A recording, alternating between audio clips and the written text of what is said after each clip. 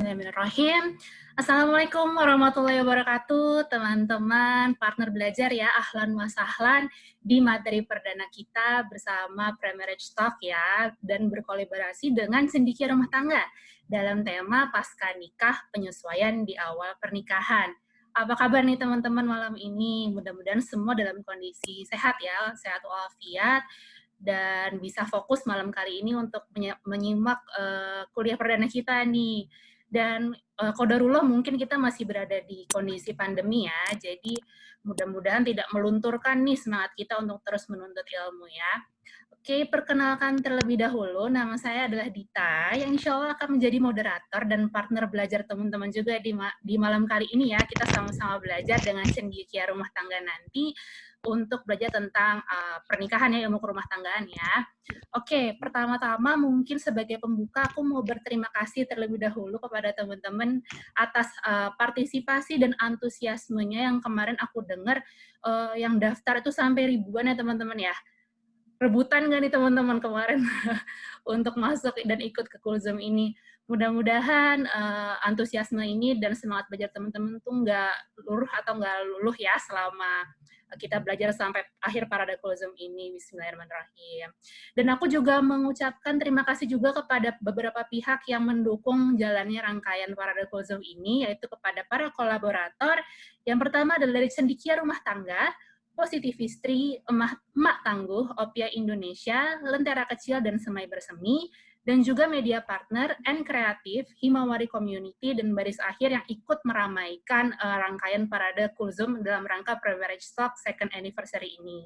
Oke, mungkin teman-teman banyak yang belum tahu ya tentang Pre-Marriage Talk itu apa sih, kapan sih didirikannya. Jadi Pre-Marriage Talk ini itu awalnya adalah salah satu proyek menulis dari kedua founder kita, yaitu Nida Muti Atifa dan Sarah Fauzia Bahri di tahun 2018, dan akhirnya dibentuklah Pre-Marriage Talk ini. Jadi Pre-Marriage Talk ini adalah salah satu proyek menulis untuk ilmu kerumah tanggaan ya, dan alhamdulillah di bulan ini Pre-Marriage Talk sudah menginjak umur yang kedua tahun, Masya Allah. Aku juga berterima kasih atas nama Pre-Marriage Talk kepada teman-teman karena sudah mempercayakan Pre-Marriage Talk sebagai partner belajar ya, khususnya dalam ilmu kerumah tanggaan. Baik, aku mau mengingatkan lagi sebelum mulai beberapa hal yang mengenai tata tertib di Kulzum malam kali ini ya. Yang pertama adalah peserta dimohon untuk tidak mengaktifkan fitur mikrofon saat kegiatan Kulzum berlangsung, kecuali saat aku sebagai moderator sudah mengizinkan untuk menyampaikan pertanyaan. Dan kedua, pertanyaan bisa disubmit di Slido seperti yang aku sudah sampaikan di WhatsApp. Jadi teman-teman nanti tidak perlu menunggu sampai materi selesai, tapi teman-teman sudah bisa submit pertanyaan di Slido. Nanti di akhir sesi, insya Allah ada pertanyaan bebas ya, tergantung waktunya masih ada atau enggak. Oke. Ketiga, dianjurkan untuk teman-teman menyalakan video agar tetap menghormati pembicara, kecuali ada uzur syar'i. Keempat, jika ada kendala teknis, bisa disampaikan di grup WhatsApp ya teman-teman ya, supaya nanti tim admin dari Pre-Marriage Talk juga bisa membantu teman-teman. Kelima, tidak diperkenankan membagi materi secara keseluruhan dan disarankan kalau mau share, boleh berupa resume atau materi review. Kalau teman-teman mau di Instagram Stories juga nggak apa-apa, tapi juga boleh merekam keseluruhan acara, baik. Dan keenam, aku mau ngingetin lagi kepada teman-teman untuk meluruskan niat untuk menuntut ilmu, menjaga adab, lalu berpakaian rapi serta menutup aurat dan mengkondisikan diri untuk tetap fokus supaya kuliah ini juga diberkahi oleh Allah Subhanahu wa taala. Oke, teman-teman. Ada yang mau ditanyain dulu mungkin mengenai peraturan, boleh di-chat dulu.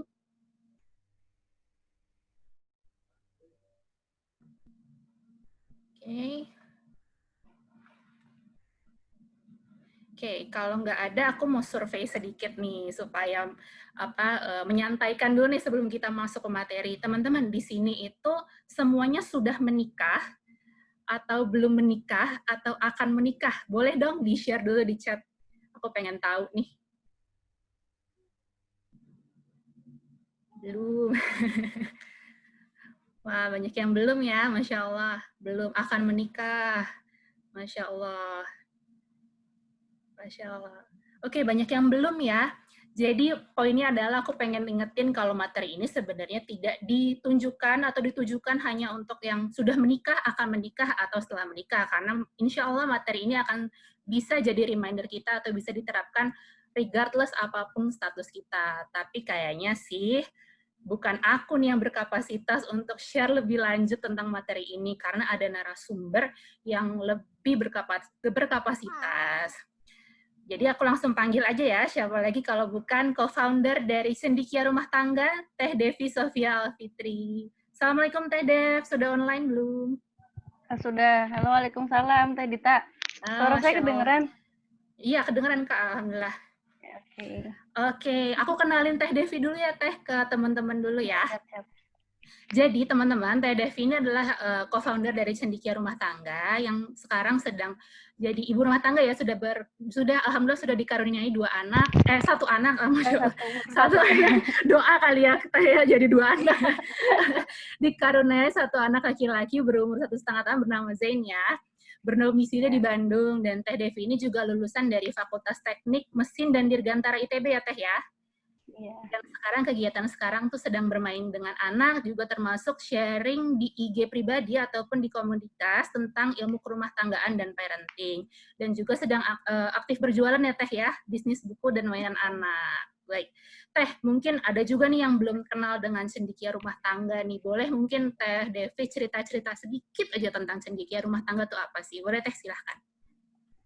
Oke, siap Teh. Ya kenalin dulu, saya Devi. Panggil aja, biasanya kalau nggak Devi ya Teh Devi gitu ya. Karena tinggalnya di Bandung biar kayak teteh-teteh gitu. Nah di sini pengen kenalin nih Cendekia Rumah Tangga itu apa. Jadi Cendekia Rumah Tangga itu sendiri yaitu tempat bagi siapa saja yang ingin belajar bersama tentang kehidupan rumah tangga. Juga tempat berbagi pengalaman asam manis rumah tangga yang nantinya akan menjadi hikmah buat teman-teman yang belum menikah. Kemudian kita juga merupakan wadah untuk berjuang bersama nih untuk menggapai cita tertinggi dalam hidup, yaitu untuk memperoleh ridhonya Allah Subhanahu wa taala.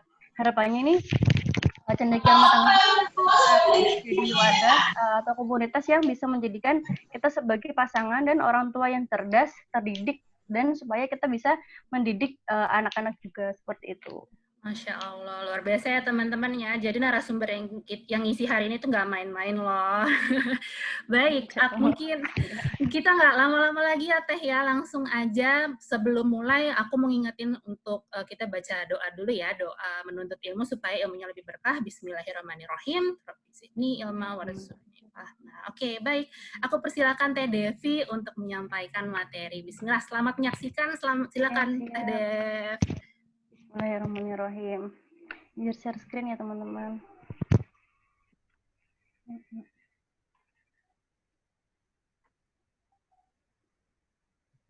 Bismillahirrahmanirrahim. Nah, di sini saya bukan sebagai ahli yang gimana banget ya, karena saya sendiri baru menikah sekitar 3 tahunan, mau 4 tahun, insya Allah. Nah, di sini kenapa sih kita perlu sharing tentang adaptasi di awal pernikahan? Karena saya sendiri tuh dulu merasa yang kurang persiapan banget, dan ketika menjalani awal-awal pernikahan tuh ngerasa yang sampai drama, yang sampai nangis-nangis. Bahkan saya nggak tahu nangisnya tuh ini kenapa sih kok bisa sampai pengen nangis dan sebagainya gitu.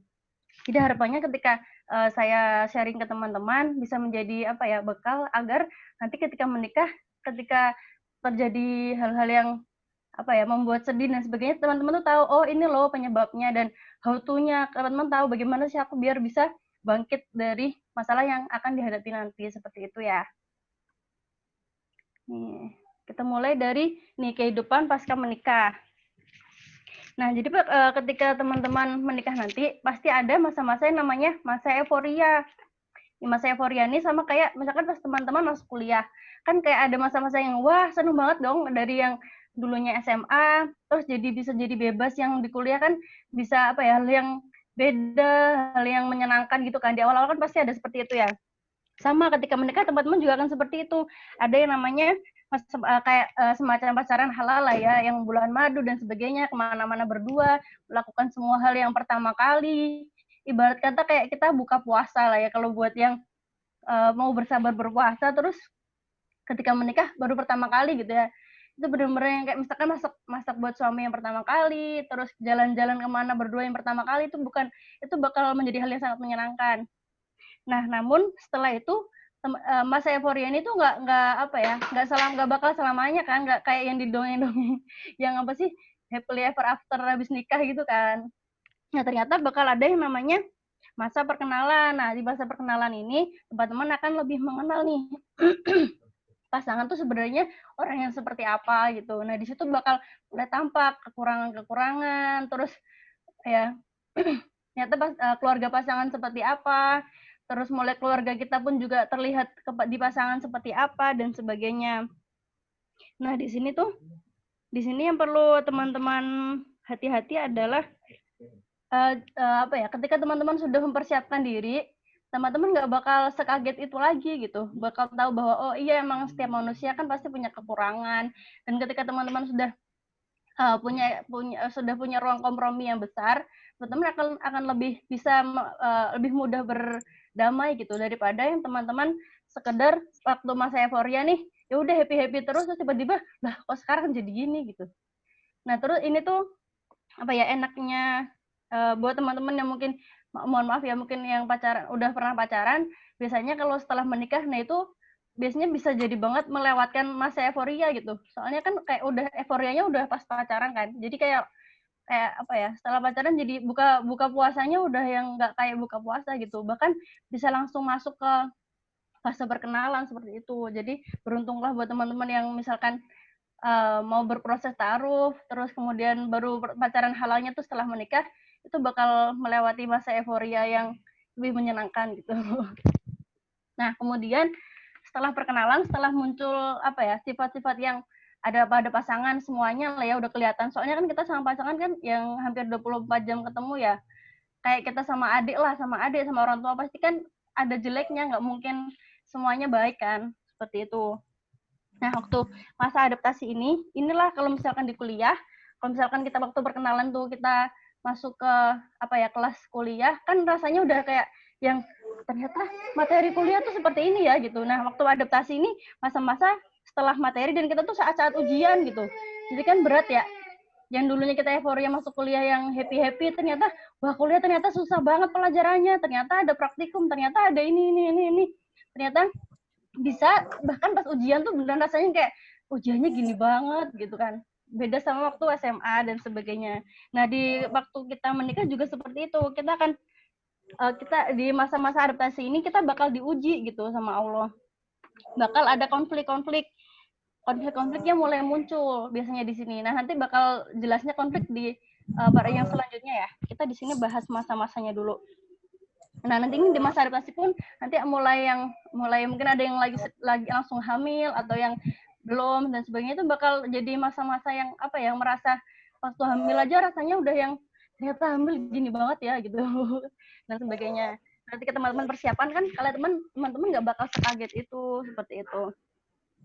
Dan ternyata di masa-masa adaptasi ini kemungkinan bahkan ekstrimnya tuh sampai bakal teman-teman bisa di titik yang kayaknya aku salah deh pilih pasangan, sampai di titik itu yang sangat berbahaya gitu kan.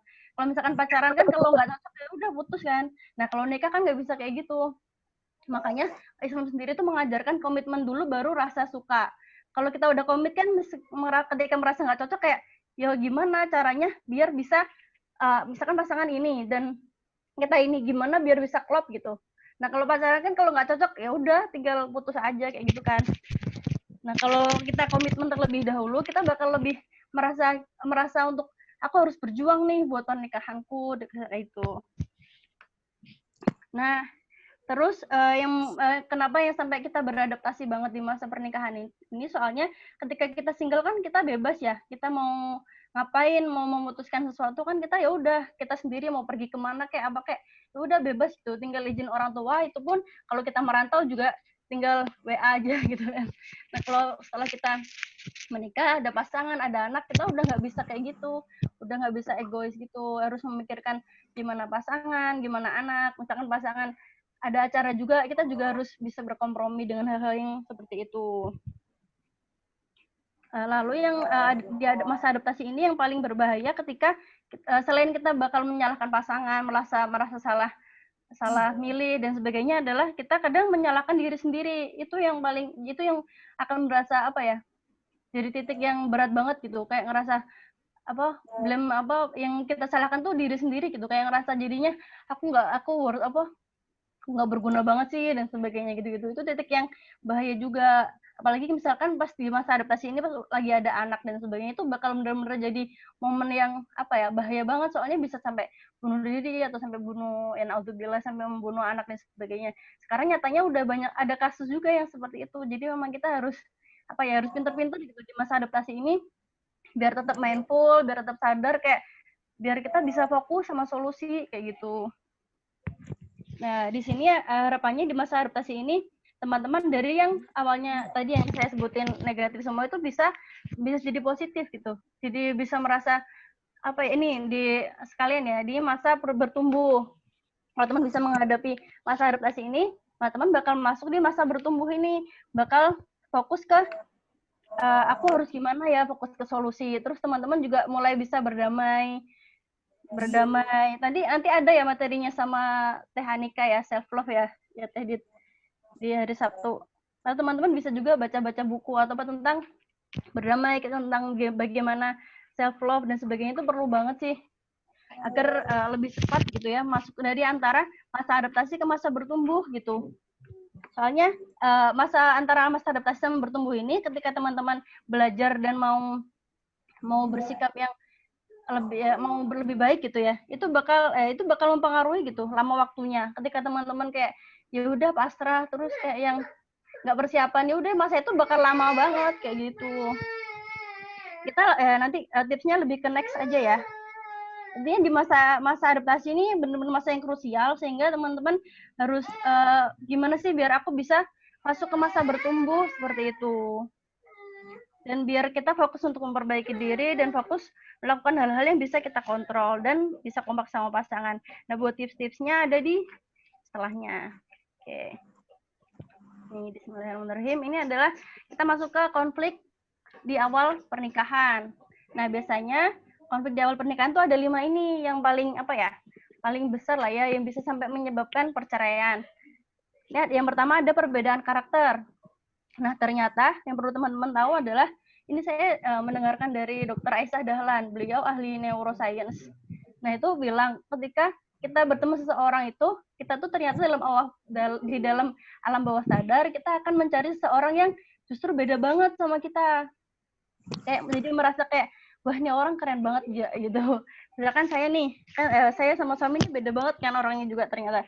Kayak misalkan ekstrovert sama introvert. Ini nggak berlaku semuanya juga ya. Ini cuma contoh aja. Contohnya ini aja deh, dominan sama flegmatis atau sanguinis sama flegmatis.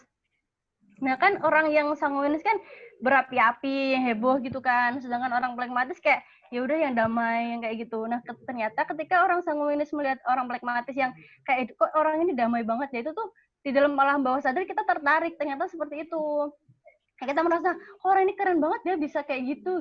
Kita heran. Nah, ternyata ketika orang pragmatis melihat orang sanguinis pun juga gitu, kayak merasa, kok orang ini bisa ya ceria banget hidupnya dan sebagainya kayak gitu. Ternyata ada hal-hal semacam itu.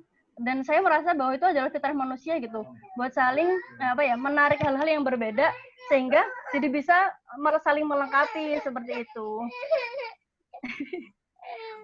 Sayang. Mau nonton TV bentar ya Teh, ada ini. Iya, nggak apa-apa Teh. Boleh nonton TV boleh, nonton TV sama Ayah ya. Maaf ya Teh. Nggak apa-apa Teh deh. Tadi udah di briefing tadi. Ya beginilah. Orang nggak apa, tadi Seren udah ditemenin main sih. Dianya masih pengen main sama mamanya. Kita lanjut dulu ya. Nah, ternyata kita bertemu dengan seseorang yang berlawanan karakter dengan kita, dan di dalam alam bawah sadar tuh kita merasa tertarik. Dan itulah yang menyebabkan perbedaan karakter setelah menikah. Nah, ketika kita berbeda karakter kan pasti sebel banget ya sebenarnya. Awal-awal mah kelihatannya, wah orang ini banget ya. Pas selama kita menjalani kehidupan berumah tangga yang setiap hari, bertemu kayak, kok orang ini gini, satunya misalnya satunya rapi, satunya acak adul. Gitu kan rasanya sebel banget kan pasti. Satunya lagi orangnya kalem, apa ada masalah apa-apa, udahlah slow aja gitu. Nah kitanya kan satunya lagi kayak, gimana sih kok bisa slow gitu. Itu awal-awal bakal jadi hal yang sangat, nah orang parah banget deh gitu-gitu. Kan apalagi kita dibesarkan oleh latar belakang yang berbeda, mungkin apalagi yang beda suku atau yang sampai beda negara gitu-gitu ya, itu bakal jadi hal yang lebih ini lagi gitu. Terus, nah kuncinya adalah sebenarnya itu tadi, sebenarnya perbedaan karakter ini adalah apa ya, dari Allah ada apa ya, biar kita tuh justru saling melengkapi sama pasangan gitu. Jadi ini sebenarnya bukan perbedaan karakter sama pasangan aja deh, ini juga biasanya perbedaan karakter sama keluarga besar, nanti nyambung ya sama nomor 2. Di keluarga besar ini biasanya kalau yang saya lihat tuh selama ini, kalau teman-teman biasanya ini bedanya adalah satunya dibesarkan keluarga yang disiplin, yang teratur dan sebagainya gitu. Nah satunya lagi biasanya dibesarkan di keluarga yang justru bebas gitu. Nah itu kan beda banget kan sebenarnya. Dan ternyata emang kuncinya di situ tadi, dari awal, bahwa kita harus yakin Allah mempertemukan kita dengan pasangan dan keluarga pasangan seperti itu adalah biar kita tuh bisa ngambil hal-hal baik dan bisa diterapkan di keluarga kita tuh yang tengah-tengah gitu. Seperti itu. Nah di keluarga besar ini biasanya konfliknya ada apa aja sih? Biasanya adalah biasanya beda pendapat pengasuhan anak. Nah itu sih, itu kadang kita aja sama orang tua kadang berkonflik kan. Nah bayangin orang tuanya tuh ada 2 gitu. Ada 4 kepala lah ya. Dulu 2 kepala doang, sekarang 4 gitu yang kita hadapi orang tuanya. Jadi ya pasti ada aja konflik, bertambah lah ya konfliknya. Kadang kalau selain pengasuhan anak biasanya beda pendapat tentang karir juga. Biasanya misalkan suami pengennya gini, istrinya pengennya gini. Kadang orang tua tuh bagaimanapun kan pasti pengen aja kan hal-hal yang ini aja, kamu kerja aja biar anaknya sama aku aja kayak gitu. Atau misalkan ternyata suaminya pengennya kamu di rumah aja sama anak, aku pengennya anaknya diasuh sama kamu kayak gitu. Kan hal-hal seperti itu kan bisa memicu konflik banget ya. Seperti itu. Terus ada lagi biasanya ini sama keluarga besar tuh bisa juga tentang keuangan. Misalkan dari yang generasi sandwich. Nah itu kalau misalkan tidak dibicarakan dengan baik juga bakal jadi konflik. Seperti itu. Terus yang ketiga tentang anak ya, nyambung sekalian. Tentang pengasuhan anak. Nah ini tuh sebenarnya dari anak sendiri biasanya konfliknya antara ada tidaknya si anak. Misalkan tidak ada anak pun juga itu bisa jadi konflik. Misalkan si mertuanya pengennya, aku pengen segera nemang cucu gitu. Tapi ternyata ya qadarullah, yang namanya takdir kan bisa jadi anak emang belum takdirnya gitu.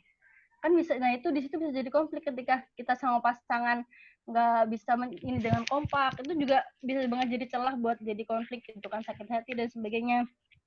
Lalu dengan adanya anak sendiri itu juga ternyata sebuah konflik, soalnya apa ya, anak itu makhluk yang sangat bergantung ya sama kita, dan anak itu ada 2, ketika kita tidak bisa menjadikannya qurrata ayun, dia tuh bisa jadi musuh. Di Al-Quran tuh bahkan ditulis sendiri seperti itu.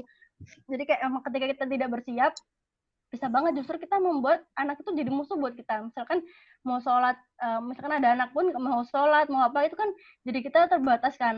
Itu emang sebuah realita gitu. Misalkan kita mau ngapain, mau apa, juga anak tuh bisa jadi ini ya, bukan beban sebenarnya. Jadi apa ya, emang kita bakal jadi terbatas gitu. Nah itu pintar-pintar kita ketika kita mau mencari cara, kita mau apa ya, ini harus diapain ya kayak gitu tuh, itu bisa jadi sebaliknya, nanti bisa kita bisa menjadi anak yang qurrata ayun dan sebagainya. Jadi kayak emang harus dipersiapkan, karena anak ini beneran bisa jadi apa ya, sebuah tools buat jadi konflik gitu. Jadi kita harus berhati-hati banget dengan ini. Kemudian konflik yang selanjutnya yang tak kalah penting adalah konflik tentang finansial. Bahkan yang saya pernah dengar tuh dari seorang konsultan keluarga namanya Ustadz Trias Moro, beliau bilang, ya ini 2 terakhir, seks dan finansial itu ternyata termasuk 2 faktor terbesar penyumbang perceraian, terutama yang finansial. Ternyata sebegitunya gitu. Jadi teman-teman, ini ada beberapa poin sih biasanya yang menjadi penyebab buruknya finansial. Apa ya? bisa sampai cerai gitu ya. Ini pertama tentang susah nabung. Kenapa susah nabung ini bisa jadi konflik? Soalnya ketika susah nabung terus uangnya habis, besok makan apa? Gak punya yang dimakan gitu kan ya, itu bisa jadi konflik ya pasti. Terus akhirnya misalkan punya kebutuhan yang ini akhirnya berhutang. Hutang pun bisa jadi sampai yang rumah dijual dan sebagainya, itu kan jadi konflik banget ya. Dan kemudian sandwich generation, ketika tidak dibicarakan dengan baik dengan pasangan, itu juga bisa jadi konflik banget. Lalu tidak transparan. Ini sih yang biasanya apa ya? Kadang ternyata suaminya punya hutang atau istrinya punya hutang berapa ratus juta dan sebagainya, gak saling ngomong gitu. Itu kan jadi konflik banget ya. Makanya jangan sampai hal-hal ini terjadi. Nanti kita nextnya habis ini bakal bahas tentang adaptasinya, tipsnya. Nah, itu setelahnya itu tentang seks. Kenapa seks juga termasuk penyebab konflik? Soalnya apa ya? Seks ini tuh termasuk ibadah eksklusif yang dilakukan oleh suami istri doang, nggak bisa orang lain gitu kan, haram kan. Jadi apa ya? Ketika pasangan itu merasa tidak terpenuhi hak yang di bagian ini, ya udah, kalau dia udah menyalahi apa ya, agama aja dia tabrak gitu ya, dia maksudnya dia nggak takut buat berselingkuh dan having fun sama yang lain gitu ya, apalagi yang lain, udah nggak beres kalau udah kayak gitu. Makanya dan di Indonesia sendiri tuh ngobrolin seks tuh termasuk hal yang tabu, padahal ketika sama pasangan sendiri tuh harus banget dikomunikasikan keinginan kita seperti apa dan sebagainya. Bagaimana seks yang sehat, terus gimana tips-tipsnya, nanti teman-teman harus belajar juga tentang itu nanti ya. Oke, setelah konflik kita akan ini bahas tipsnya. Di antara kelima konflik itu kita harus gimana sih sebenarnya? Nah, yang pertama, mengenal pasangan lebih dalam lagi, pasangan dan keluarga ya ini sebenarnya. Jadi di awal-awal teman-teman masa euforia itu jangan berlebihan, jangan sampai terlena ya gitu. Jadi teman-teman harus sambil mengenali pasangan dan keluarga pasangan gitu. Tentang tipsnya yaitu ini, laki-laki dan perempuan itu berbeda. Nah, itu sih yang bisa jadi konflik, itu penyebabnya ketika kita nggak paham sebenarnya laki-laki itu kayak gimana. Ketika kita tahu, oh ternyata laki-laki itu emang seperti ini. Ada platform yang bagus buat belajar ini tuh bisa dari buku ya, ada banyak buku tentang perbedaan laki-laki sama perempuan. Lalu ada lagi kalau YouTube-nya tuh Dr. Aisyah Dahlan tadi, itu beliau bahas juga tentang bedanya laki-laki sama perempuan, bahkan waktu berumah tangga dibahas juga tentang gimana tentang cintanya, tentang emosi, tentang otak, dari segi seks juga dibahas. Ternyata emang sebeda itu gitu laki-laki sama perempuan. Dan di sini yang saya garis bawahi adalah kenapa sampai setelah mendengarkan baca-baca teori tentang itu, sampai ngerasa ya Allah gini banget ya bedanya, kayak berarti harus sesabar itu gitu sama pasangan. Dan ternyata ya emang itu pahalanya gitu. Menikah kan emang ibadah ya. Ibadahnya kan nggak cuma yang enak ya, ibadah kan juga yang harus sabar, harus ikhlas, harus ridho gitu-gitu tadi. Dan emang itu ladang ibadah kita di sana gitu. Jadi salah satunya tuh emang laki-laki kan ini kan emang dia lebih tidak mudah peka atau yang beda. Kalau perempuan kan pakai perasaan banget, laki-laki pakai logika. Nah, itu aja udah beda banget kan. Nah, ketika kita tidak paham bahwa oh laki-laki memang seperti itu, kita bakal merasa kok gini banget sih suamiku gitu. Dan misalkan sampai naudzubillah sampai bercerai, akhirnya nikah lagi sama laki-laki lagi, terus looping masalahnya sama kan, jadi kayak ini jadi bodoh banget kan gitu. Jadi kayak jangan sampai kita lost konflik dengan pasangan hanya gara-gara emang seperti itu keadaannya gitu. Jadi teman-teman harus belajar lebih lagi ya bedanya laki-laki dan perempuan seperti apa. Terus bahasa cinta itu juga perlu sih. Beberapa orang memang punya dua bahasa cinta yang dominan. Nah, biasanya kesalahan di sini tuh juga ini, misalkan kita orangnya ini kan bahasa cinta ada 5 ya, quality time, ada touching, ada hadiah, apalagi ya, Dita ingat ada 5 pokoknya, yang 2 saya lupa. Nah, itu ketika misalkan pasangan ternyata tipenya hadiah, dan kita tuh bukan tipe orang yang sedangkan kita sukanya disentuh gitu. Nah, itu kan udah beda banget. Satunya mengharapkan hadiah, satunya mengharapkan ini maksudnya kayak bareng-bareng gitu. Kan beda banget ketika pasangan merasa ini ya dia ngasih hadiah terus, padahal bukan itu yang dibutuhkan gitu kan, jadi konflik lagi kan. Makanya kita butuh kenal pasangan lebih dalam di segi selain tahu kekurangan dan sebagainya, kekurangan kelebihan, nanti itu ada juga tentang itu nanti. Nah kita juga perlu tahu bahasa cintanya pasangan seperti apa, nanti teman-teman bisa cari tahu ya. Udah ada tesnya kok, bisa cari di YouTube 5 Love Language. Nah, kemudian tips beradaptasinya adalah berdamai dengan segala keadaan. Atau biasa kita sebutnya self love. Terus kita bisa berdamai dengan inner child kita. Ada yang ikutan. Nah, di sini saat kita berdamai itu pentingnya ini. Kita harus bisa harus ingat bahwa semua yang terjadi adalah takdir Allah. Jadi ketika teman merasa kok pasanganku gini, kok aku bisa sampai menikah dan sebagainya gitu-gitu, kan merasa, nah ini takdirnya Allah gitu. Ketika mesti uji dengan orang tua, mertua atau dengan anak, ya itu emang ya ini takdir gitu. Yang sudah terjadi adalah takdir kan. Itu yang perlu diingat-ingat banget, dan teman-teman juga harus percaya bahwa apapun yang menimpa kita, semua masalah yang kita hadapi itu yang mendewasakan kita. Itu yang harus diingat juga. Sama ayah dulu ya. Mana ayahnya? Sama tante. Namanya di sini dulu. Iya.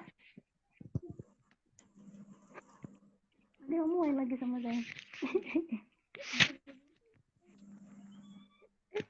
Ada tante. Ada tante. Nah, teman-teman di sini tentang berdamai bisa ya, sekarang udah banyak peluapnya, tentang buku-buku juga bisa dibaca ya. Soalnya ketika kita gak bisa berdamai, kita luka pengasuhannya ini banget, itu bakal jadi konflik juga. Ternyata ketika misalkan ketika menikah kan kondisi kita tuh bakal sama kayak dulu waktu awal keluarga gitu. Ketika kita menjadi seorang orang tua, kita bakal ingat kita dididik seperti apa dan sebagainya. Jadi itu yang bakal membuat kita muncul semua gitu, kenangan-kenangan kita yang dulu bersama orang tua, yang baik maupun yang buruk. Jadi emang semua itu harus berdamai dulu. Nggak bisa kalau teman-teman nggak berdamai ya nggak bakal bisa masuk fase bertumbuh gitu. Ayahnya mana kan? Nah, ayah mau nonton ini ya? Mau nonton? Ini mau nonton? Iya. Oh sayang. Saya mau nenek. Sambil ini ya video. Nggak apa-apa Teh. Silahkan. Jadi sambil nenek ya. Iya nggak apa-apa Teh. Boleh sambil nenek. Ya udah sambil nenek.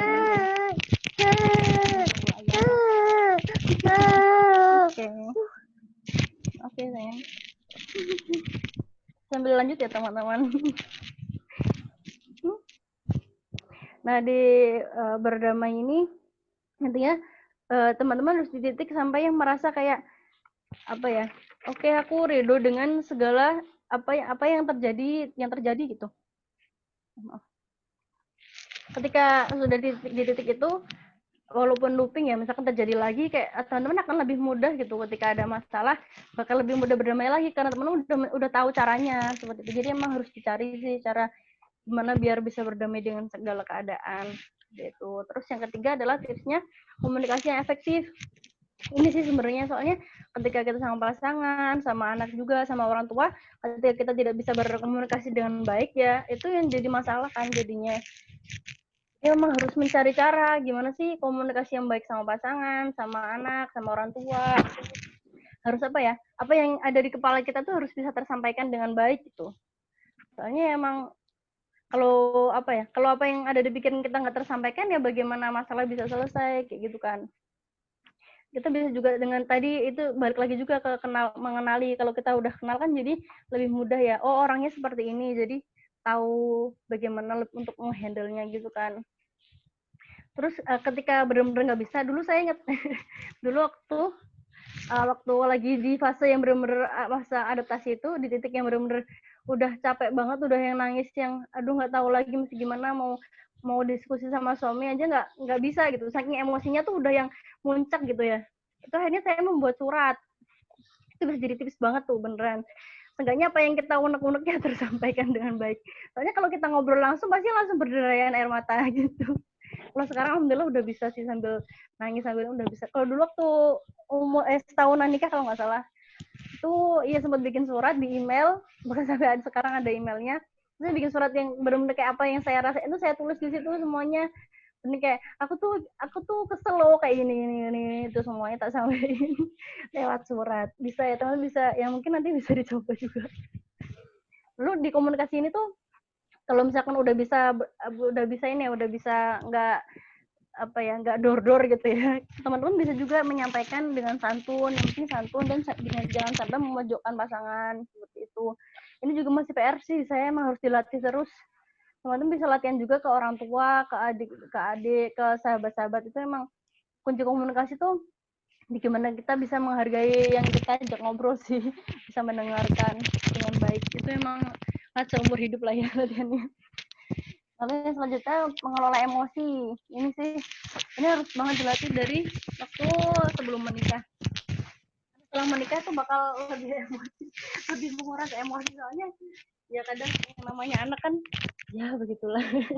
Mereka apalagi belum bisa kenal emosi kan, apa ya, orang bayi yang mereka nggak tahu, bahkan nggak tahu cara kalau aku marah ya udah dor gitu, nggak bisa, mereka nggak bisa ngelola emosi gitu kan. Jadi emang di kitanya yang harus bisa mengelola emosi. Kita pun juga nggak bisa mengharapkan pasangan, karena ya harus dari diri kita sendiri gitu yang bisa mengelola emosi, sehingga pasangan tahu, bahkan pasangan bisa mencontoh caranya gitu ya gitu. Bahkan ke orang tua pun, ke mertua, emang kalau kita bisa mengelola emosi dengan baik, mereka pun jadi juga tahu gitu. Kalau kitanya sendiri uring-uringan ya gimana kan, jadi nggak bisa apa ya, udah kadang kalau kita mau ngomong nggak tersampaikan, kita jadi bete sendiri, kita jadi merasa apa sih, jadi kayak apa, stres sendiri kan juga ya ini banget kan. Jadi emang emosi ini harus dilatih terus menerus. Kita harus tahu gitu, oh ini tuh aku lagi kenapa sih, aku lagi kecewa atau aku lagi sedih atau aku lagi marah dengan hal apa gitu. Kita harus tahu gitu penyebabnya itu apa. Lalu dengan emosi ini, sebenarnya kan emosi itu boleh ya, misalnya kita marah, dada kita sampai sesek, sampai yang kesel banget, itu tuh emang itu normal gitu, itu tuh hal yang netral. Yang jadi masalah adalah respon kita. Jadi ketika kita merespon dengan hal buruk, misalkan sampai banting piring, naudzubillah ya, sampai bentak-bentak, atau kita sampai yang menyakiti orang lain atau merugikan diri sendiri, itu kan itu bukan hal yang baik kan. Nah itu yang harus kita ini, soalnya itu juga yang bakal dihisap sama Allah gitu. Jadi ketika kita rasa marah kita itu nggak bakal dihisap, emang itu hal yang normal. Yang dihisap adalah respon kita ketika kita sedang menghadapi sebuah emosi seperti itu. Dan kita tuh harus bisa menyalurkan dengan baik. Jadi jangan dipendam juga, soalnya kalau dipendam ya pada akhirnya bakal meledak. Jadi ya itu sih PR-nya, mengelola emosi adalah bisa menyalurkan dengan baik. Teman-teman harus mencari caranya. Jadi ketika nanti udah nikah, udah punya anak, lagi emosi yang misalkan apalagi sama anak itu udah apa ya, banyak hal-hal di luar nalarnya, ya Allah bisa anak kayak gini gitu. Itu kayak harus kontrol emosi dengan baik, dan sampai soalnya kita ngebentak anak kan, neuron dia di otak kan terputus kan, jadi kayak ini banget lah. Kalau orang lain mah ya udah amat. Kalau sama anak tuh bener-bener segitunya gitu. Kalau kita bentak, dia yang ada efeknya gitu loh, bisa jadi inner child yang buruk juga dan sebagainya. Jadi emang harus belajar mengelola emosi ya. Semangat. Lalu yang kelima ada memperbaiki diri. Ini sih memang kita memang nggak mungkin kan memperbaiki orang lain kalau tidak dimulai dari diri kita sendiri. Jadi harus benar-benar ketika ada suatu masalah, harus muhasabah diri, harus kayak pasti aku ada kesalahan, pasti aku ada dosa sama Allah, pasti ada hal yang salah yang kulakukan sehingga aku bisa mendapatkan hal ini gitu. Jadi emang kuncinya adalah memperbaiki diri, mau menurunkan ego, mau mengalah, ketika emang ya udah, emang ini bukan hal, ini ego doang gitu, yang emang harus belajar buat diturunkan egonya, harus mau bertumbuh seperti itu, sehingga pada akhirnya kita bisa kompak bersama pasangan. Ini juga ada tipsnya ya, bisa kompak adalah dengan kita sering berdiskusi sama pasangan. Ini ada beberapa tips. Ini berdiskusi bersama pasangan. Ini tentang, yang pertama tentang dirinya. Nah, misalkan beberapa teman-teman misalkan kalau yang udah kenal pasangannya mah bisa ya, mungkin dari dulu seorganisasi atau apa. Nah ini mungkin buat yang belum kenal atau merasa apa ya, belum puas lah sama kita yang kita tahu tentang pasangan gitu, teman-teman bisa mengkorek-korek nih dengan berdiskusi sama pasangan. Yang pertama, ini tentang dirinya itu, tentang kekurangannya, bisa tentang hobinya, potensinya, hal-hal. Nah, yang penting adalah kita tahu hal-hal yang disukai pasangan dan tidak.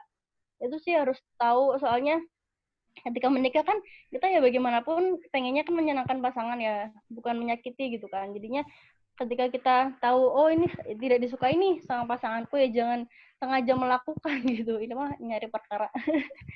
Jadi emang harus tahu hal-hal yang disukai dan tidak sama pasangan. Teman-teman di sini bisa curi start gitu. Jadi ketika teman-teman tahu bahkan kekurangannya seperti apa, habitnya seperti apa, kesehariannya seperti apa. Jadi ketika sudah menikah kan jadi tahu kan, jadi kayak oh emang dia kayak gini gitu. Bisa dibaca, kalau di CV biasanya ada ya kekurangan apa, bisa dibaca lagi gitu, kayak oh emang dia kayak gini karakternya gitu. Ya udah, gimana kita menyiasati agar jangan karakter ini jangan sampai merugikan, dan kita fokus sama kelebihannya biar biar buat dimanfaatkan dimanfaatkan, intinya biar bisa maksimal lah, jangan fokus kekurangan doang, kadang kita malah jadi capek kan. Jadi cukup disiasati aja, jangan sampai merugikan gitu aja. Kemudian tentang jangan lupa juga diskusi tentang visi misi hidup pasangan, tentang dirinya ya, masih masuk tentang dirinya, visi misi pasangan, mesti kayak kamu tuh hidupnya mau ngapain sih gitu, kayak kamu mau masuk surganya mau lewat apa, mau dengan seperti apa. Nah itu visi misi kita dan pasangan dikompromikan bareng. Kan dulu sebelum menikah teman-teman punya ya visi misi hidup ya, yang buat anak PMT udah pernah bikin nih ya visi misi hidupnya. Nah ini nanti pasangan nanti tanyain juga, kamu hidupnya ngapain, apa kamu mau lempang-lempang aja, mau ya udah sih jalan aja asal jalan, mau kemana nih, mau ke Jakarta, mau ke Bandung, kalau nggak jelas kan ya gimana, mau naik apa nggak tahu, mau ngapain juga nggak tahu kan, ya bahaya. Jadi emang harus ditanya visi misinya mau ngapain, pernikahannya mau dibawa kemana, mau masuk surga bareng atau mau masuk surga kan mau lewat jalan yang seperti apa. Surga kan ada banyak kan, ada 7 nih, misalkan mau lewat yang sedekah atau mau lewat yang wakaf, nanti kita bareng-bareng ke sana, kita fokus buat ke sana gitu. Tentang value juga, tentang point of view ketika memandang masalah, itu juga ketika kita bisa juga berdiskusi sama pasangan.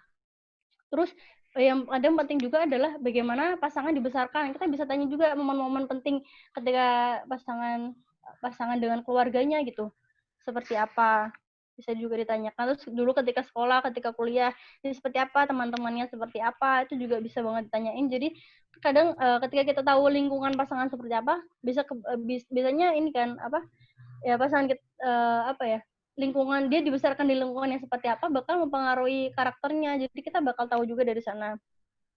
Tentang ibadahnya juga, misalkan kamu selama ini ibadahnya gimana nih, misalkan suka sholat sunnah apa, suka apa ya, ibadah apa yang digemari, sehingga jadi bisa bareng-bareng kayak gitu. Lalu intinya di sini adalah ketika kita berdiskusi tentang diri pasangan dan tentang diri kita sendiri, kita bisa menemukan titik tengahnya gitu. Soalnya kan harapan kita dan pasangan pasti ada yang beda kan. Nah kan kita nggak mungkin 100% gitu loh, bener-bener apa ya, 100% seperti yang diharapkan pasangan, walaupun 100% pasangan kita seperti yang kita harapkan. Jadi kita harus nemu titik tengahnya, kita harus bisa kompromi lah dengan harapan yang kita punya dan harapan pasangan. Itu sih yang penting. Ketika bisa berkompromi tentang diri masing-masing, tentang kekurangannya, itu bakal menjadi lebih mudah ke depannya. Kemudian yang kedua tentang finansial. Nah, finansial ini yang penting adalah tadi ya, kan banyak kan tadi ada 4 problem tentang keuangan ini. Yang penting adalah pembagian peran. Misalkan kalau saya sendiri, saya kalau sama suami di bagian tentang kebutuhan bulanan, misalkan belanja bulanan dan sebagainya, itu bagian saya. Kalau suami biasanya bagiannya yang wajib-wajib kayak yang iuran-iuran, apa listrik dan sebagainya. Terus tentang saham apa sih, misalkan emas, nabung gitu, bagian suami karena beliau lebih paham seperti itu. Kita harus tahu gitu cara pasangan kita tuh cara mengelola duitnya seperti apa, sehingga ketika berbagi peran kita tahu, oh kamu bagian ini aja, aku bagian ini, kayak gitu. Soalnya kalau kita dibebankan ke salah satu, apalagi kalau nggak transparan ya, misalkan terima jadi aja lah gitu, ya itu takutnya rawan konflik. Jadi ini memang harus didiskusikan. Misalkan mau berapa persen nih sedekahnya, mau buat orang tua berapa persen dan sebagainya, itu bisa banget di ini. Tentang gaji juga harus disampaikan sih, kalau saya pribadi prinsipnya ya harus transparan kalau bisa gitu. Kan ya kalau mungkin beberapa orang ada yang keberatan ya kalau PIN dan sebagainya. Yang penting tetap disampaikan aja sih kalau misalkan keberatan sama PIN. Seperti itu finansialnya. Kemudian tentang anak, ini memang yang harus didiskusikan sama pasangan adalah anaknya tuh mau dijadikan seperti apa gitu. Mau jadi anak yang soleh-solihah misalkan, atau pengennya anaknya penghafal Quran, atau ada yang pengen anaknya jadi pengusaha, atau ada yang pengen jadi anaknya yang penting dia sesuai potensi aja gitu, sesuai potensi dimaksimalkan dan sebagainya. Itu harus dibicarakan juga. Soalnya ternyata salah satu kata Ustadz Heri Santosa, salah satu penyebab orang bercerai itu ketika di rumahnya nggak ada hal-hal yang seperti ini. Jadi mereka nggak pernah ngobrolin tentang anak. Jadi kayak ya udah, kadang istrinya dibagi, kamu ngurus anak aja lah, aku bagian kerja gitu. Tidak ada forum diskusi. Karena ini padahal kan ayah juga faktor penting kan dalam pengasuhan anak seperti itu. Ayah juga harus terjun. Kepala sekolah juga harus ikut andil gitu dalam ini anak. Minimal kalau misalnya kayak kasusnya kayak Nabi Ibrahim gitu yang LDM itu minimal doa sama ketika bertemu memang ada beberapa momen dan nasihat yang harus disampaikan seorang ayah itu. Dan tentang anak ini biasanya sensitif adalah ini tentang pengasuhan anak. Misalkan teman-teman ada yang pengennya karir dan sebagainya, ini nyambung ke ini ya, karir. Misalkan ada yang pengen bekerja kantor atau apa, nah ini harus dibicarakan juga sama pasangan. Itu boleh nggak anaknya didelegasikan ini aja anaknya boleh di daycare aja nggak, atau mau babysitter, atau mau ini sama orang tua, atau mau gantian, itu harus diobrolin juga sama pasangan. Soalnya ketika ada yang keberatan atau pasangan nggak ridho kan itu juga konflik juga ya. Lalu ini nyambung ya tentang karir. Teman-teman pengen jadi orang seperti apa? Pengen jadi apa ya? Punya cita-cita apa, itu harus diobrolin juga sama pasangan. Dan bahkan kadang nyambung sama orang tua. Jadi kadang beberapa orang tua kan ada keinginan juga ya anaknya jadi seperti apa. Jadi emang itu harus dicari titik temunya.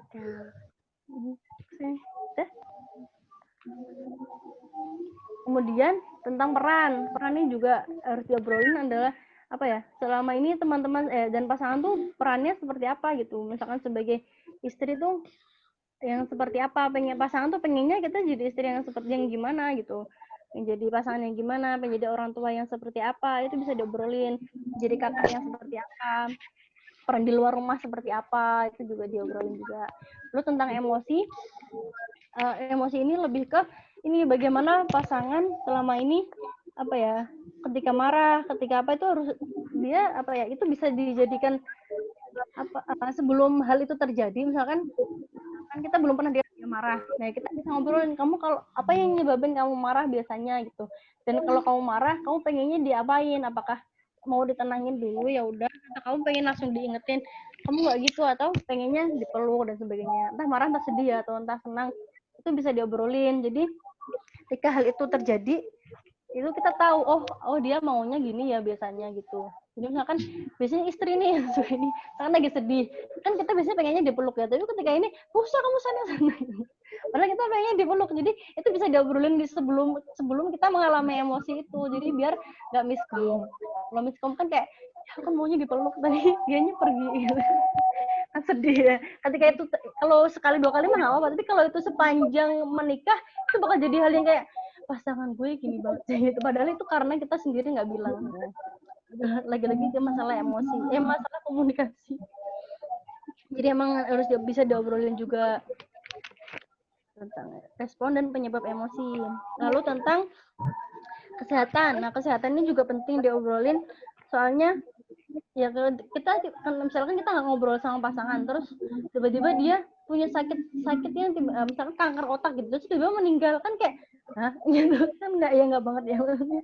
Kita nggak tahu kan dia pasti sakit hati kan. Jadi kayak emang kita harus tahu riwayat kesehatan pasangan seperti apa. Dia misalkan nggak boleh makan apa atau nggak boleh makan apa gitu-gitu. Misalkan terus suka olahraga yang seperti apa yang bisa dilakukan hobi bersama itu juga bisa.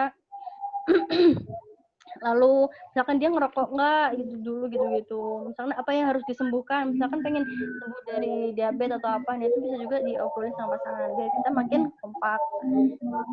Terus tentang vaksin sih juga penting di kesehatan ini, soalnya saya dengar ada beberapa yang kontra sama vaksin, dan itu emang apa ya, saya pribadi soalnya ini ya, vaksin itu perlu, jadi kalau bisa emang kita punya pasangan yang mau mendukung gitu kita vaksin, soalnya kalau anak nggak divaksin itu bakal ya itu PR banget sih, jadi memang diobrolin juga ya tentang vaksin tangan. Terus kemudian tentang pekerjaan domestik nih, ya beberapa orang ada merasa kayak kok semuanya aku sih yang ngerjain gitu-gitu. Nah ini harus diobrolin juga tentang pekerjaan domestik ini, pekerjaan rumah tangga ya, kayak tentang kebersihan, misalkan mencuci piring, mencuci pakaian, mencuci rumah, kebersihan rumah, terus tentang sampah, tentang apa lagi biasanya tentang masak juga ya, misalkan tentang taman gitu-gitu, itu harus diobrolin sama pasangan. Misalkan pasangan tuh terbiasa seperti apa di rumahnya, terus dia punya skill apa nih, misalkan dia bisa lakuin sendiri dulu apa gitu, itu bisa diobrolin juga, jadi bisa pembagian peran. Soalnya kadang ada istri yang ngedumel gitu, semuanya aku gitu, padahal dia nggak pernah ngomong sama suaminya, ya kan gimana ya. Jadi memang harus, kalau merasa itu pekerjaan domestik itu harus didiskusikan, harus diobrolin biar kita kompak ya. Udah dibagi aja, kamu mau bagian ini ya, aku yang ini gitu-gitu, dia obrolin aja gitu. Lalu tentang tempat tinggal ini juga bisa jadi rawan konflik juga ketika nggak sepakat gitu. Misalkan satunya pengennya aku mau tinggal sama orang tuaku, yang satunya aku maunya rumah sendiri. Lah kan gimana ya? Aku enggak. Jadi ya capek banget seumur hidup kayak gitu. Seumur nikah gitu kan. Jadi emang harus diobrolin sih tempat tinggal ini. Misalkan mau ngontrak aja atau mau cari rumah atau mau menempati rumah yang punya orang tua. Atau misalkan emang kadang kan kalau anak terakhir apa kan disuruh sama orang tuanya gitu ya, harus diobrolin dari awal enaknya gimana, itu harus obrolan ini harus ada gitu biar ya sama-sama enak gitu. Misalkan rumahnya mau kontrak dulu terus sambil nabung, atau mau kadang kan ada yang pengen ngambil KPR dan sebagainya gitu-gitu ya, itu harus diobrolin sih biar kita kompak sama pasangan biar nggak jadi konflik. Lalu tentang 10 tentang harapan, ini lebih ke harapan ya kedepannya, mesti pengen pernikahan yang kayak gimana gitu, itu harus diobrolin juga sih, harus dievaluasi gitu obrolan ini, soalnya ya nggak bisa kalau harapan doang terus habis itu nggak dilakuin gitu, jadi emang harus dievaluasi terus. Misal pasangan kamu pengennya gimana sih sebenarnya gitu, itu harus diobrolin juga. Jadi ini tips berdiskusi bersama pasangan biar kompak. Jadi ketika kita kompak sama pasangan tuh enak, jadi ketika ada masalah dari luar kita satu frame gitu. Jadi ketika kita satu frame kan masalah yang ada kita dihadapin bersama gitu, nggak merasa berjuang sendirian. Ketika merasa berjuang sendirian kan capek banget kan pastinya. Jadi emang ini perlu. Nah ini yang terakhir ya, tentang merawat pernikahan sampai surga insya Allah. Ini harapannya ketika teman-teman tips-tips ini sama sih kayak mirip-mirip sama yang diskusi tadi. Saya pribadi itu datang dari keluarga yang broken home, jadi merasa saya harus berjuang kayak merawat pernikahan itu perlu perjuangan ternyata gitu. Jadi memang ini beberapa tips yang saya kumpulkan sendiri biar gimana sih biar ya tetap awet sampai surga lah ya pengennya insya Allah.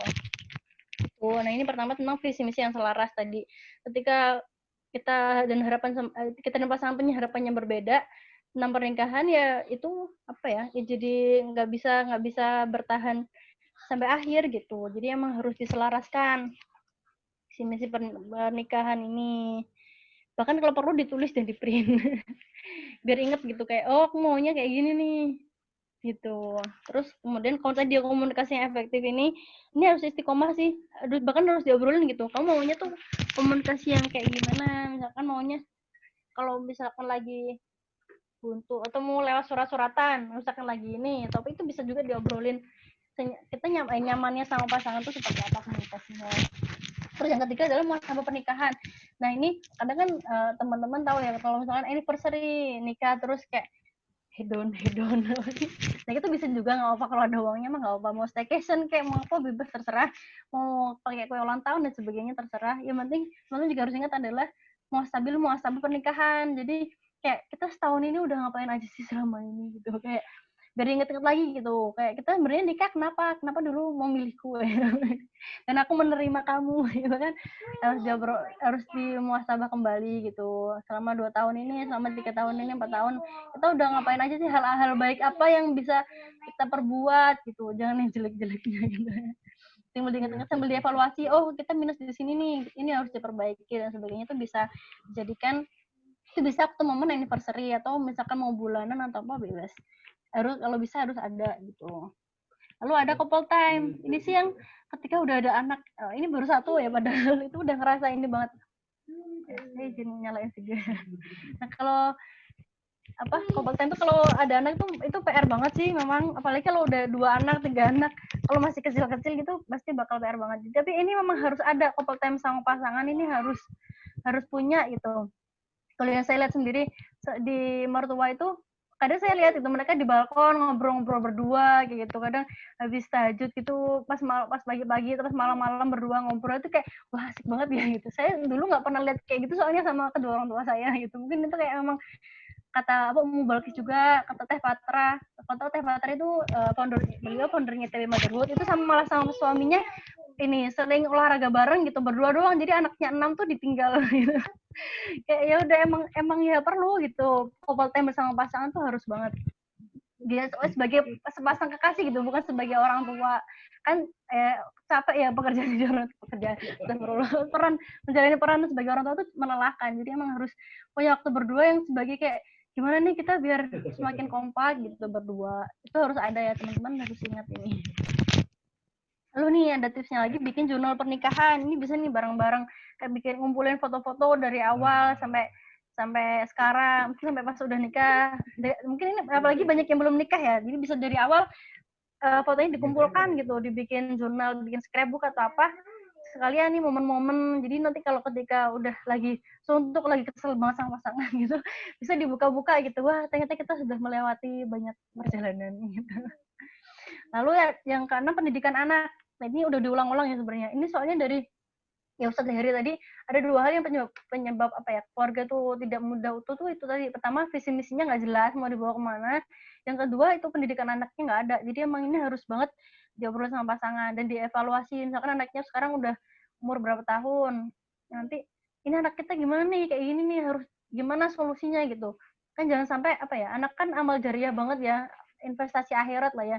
Jangan sampai apa ya, anak kita jadi orang yang jadi malah ngebawa kita ke neraka gitu kan, auzubillah ya. Makanya benar-benar ya harus diobrolin, ini anak harus diapain biar dia jadi orang yang benar, misalkan seenggaknya jadi orang yang bisa ngebawa kita juga bareng-bareng di surga gitu. Jangan sampai sebaliknya, itu harus banget sih diobrolin juga tuh. Lalu yang ketujuh, menjalankan peran. Ini sih ketika di dalam rumah tangga itu perannya nggak terjalankan dengan baik, misalkan ada ayah yang nggak bertanggung jawab gitu, kayak ya udah dia ngasih nafkahnya nafkah duit doang gitu, tapi nggak mau ikut campur, nggak mau ini, itu juga ya gimana, nggak bisa kan kayak gitu. Jadi emang harus kalau tips cara merawat pernikahan ya emang harus peran harus dijalankan dengan baik gitu.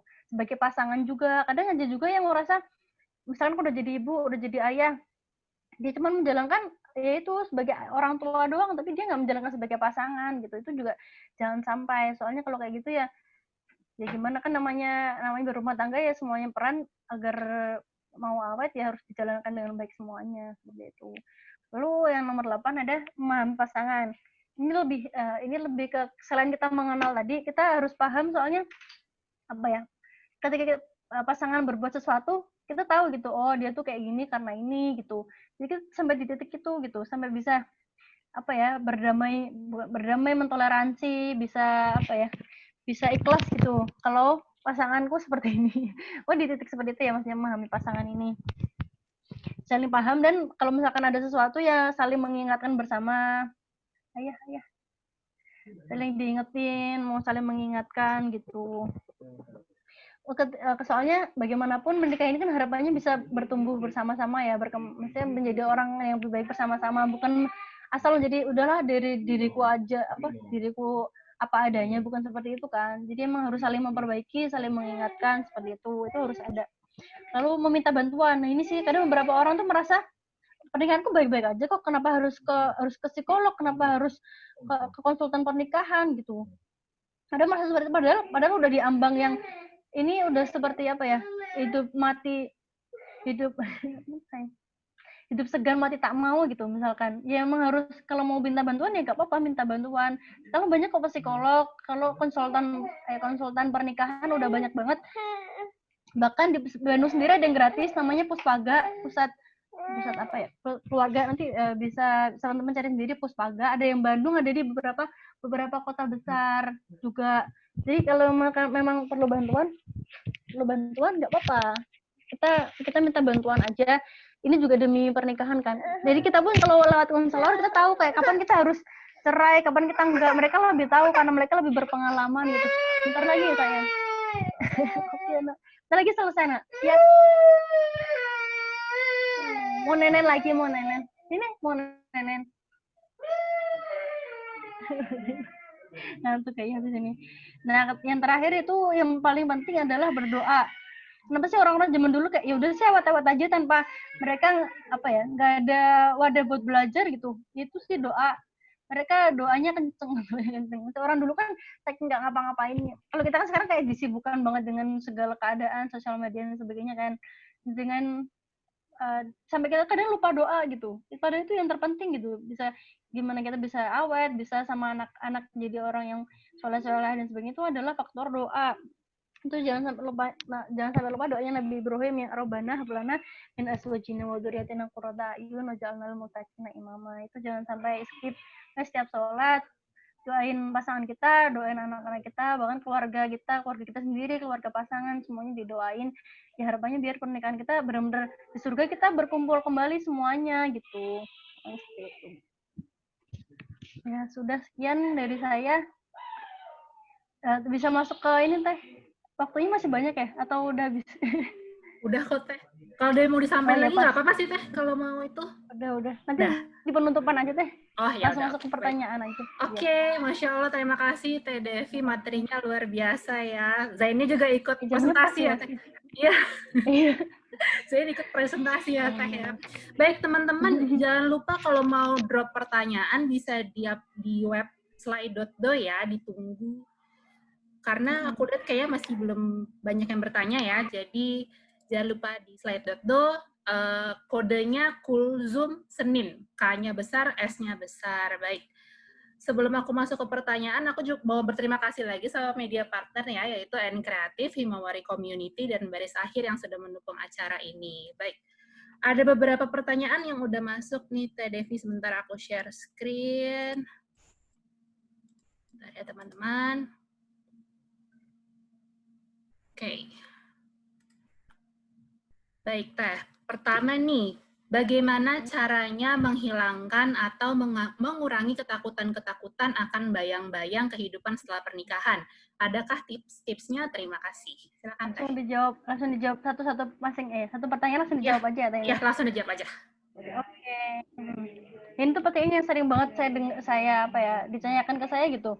Kayak udah terlanjur ini kadang kan ekstrim ya, antara satunya terlalu bahagia karena bukan terlalu bahagia, terlalu senang karena euforia nikah muda dan sebagainya. Di sisi lain satunya ini takut banget yang sampai nggak mau nikah kayak maju mundurannya harus gimana ya, takut ya bisa menghadapi dan sebagainya.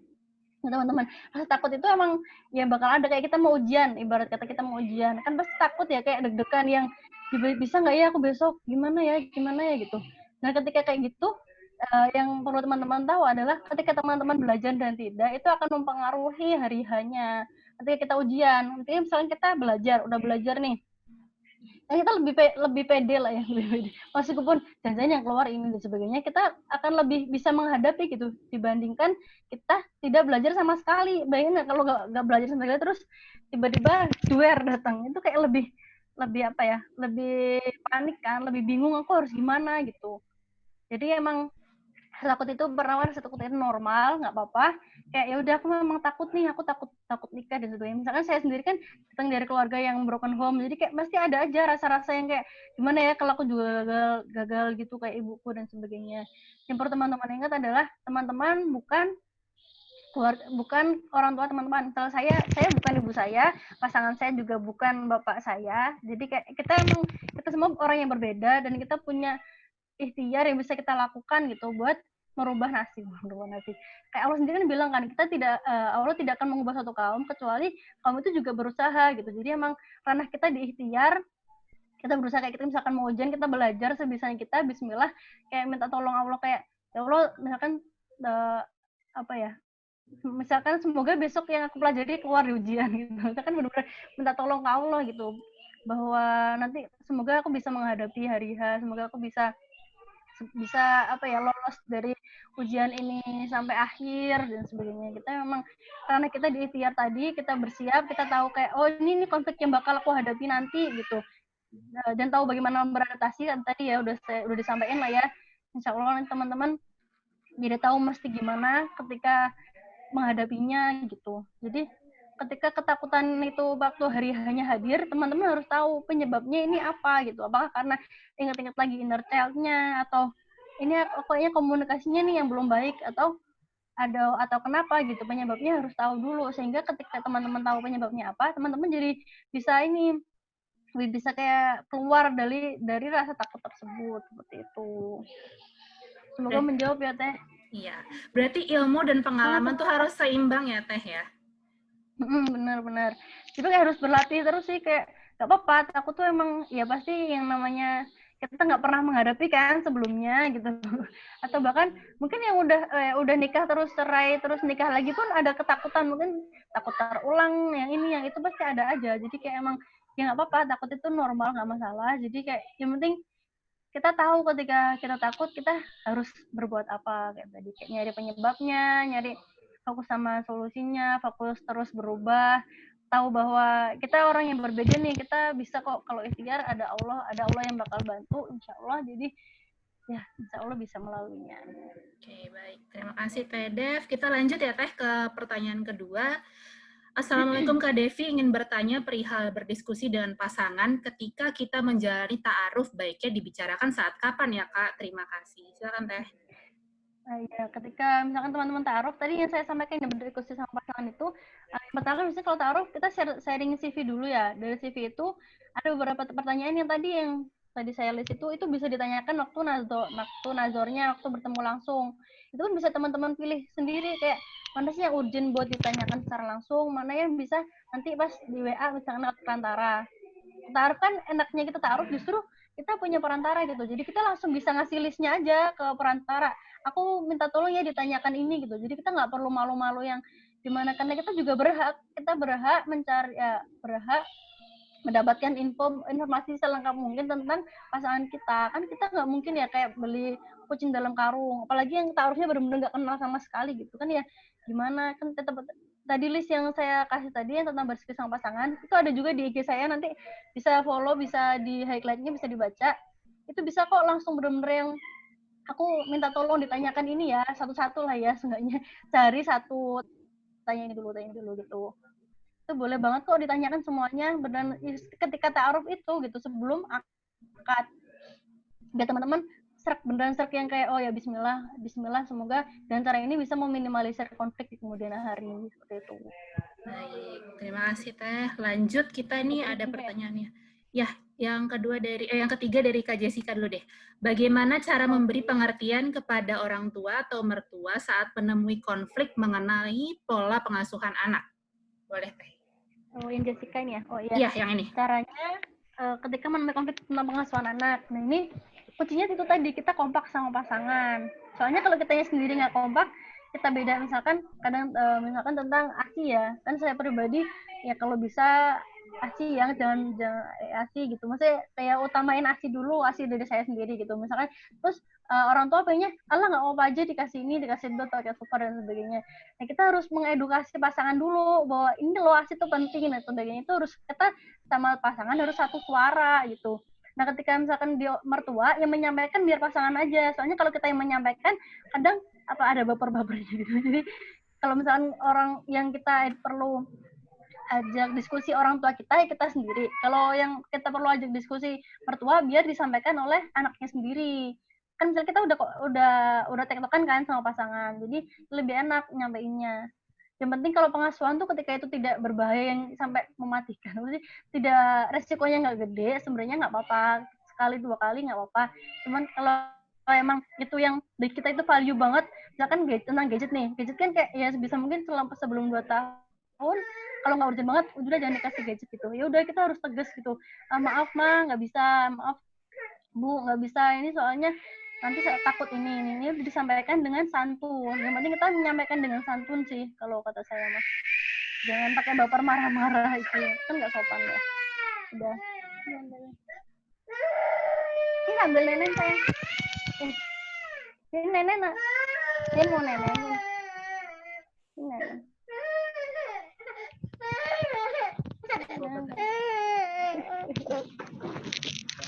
Sambil matiin video. Zain mau ikutan, Zainnya.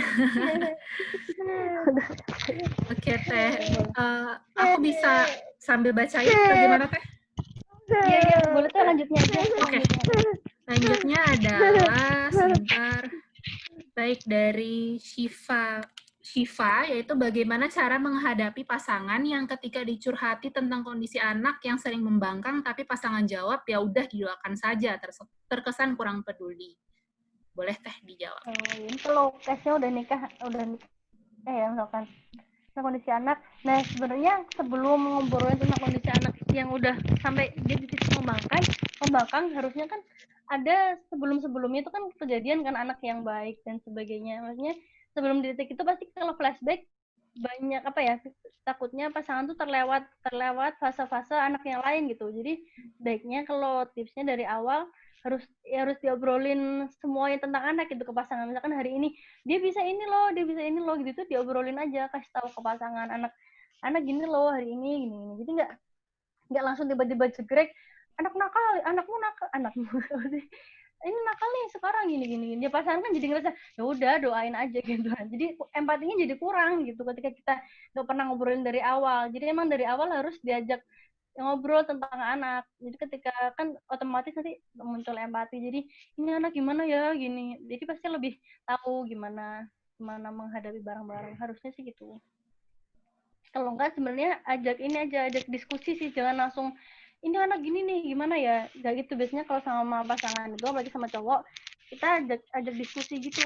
Ajak diskusinya yang kalau ajak diskusinya yang nyantai, jangan yang tiba-tiba ini gara-gara kamu nih gini gitu. Jadi kayak lebih ke mas anak kita kok gini ya, biasanya nggak gini nih, gimana ya sebaiknya, kalau menurut kamu gimana gitu, kayak minta pendapat yang kayak gitu.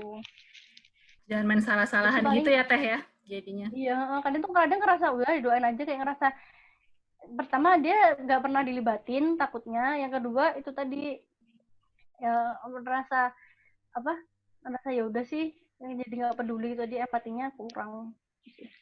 Baik. Oke Teh, bisa lanjut ya Teh?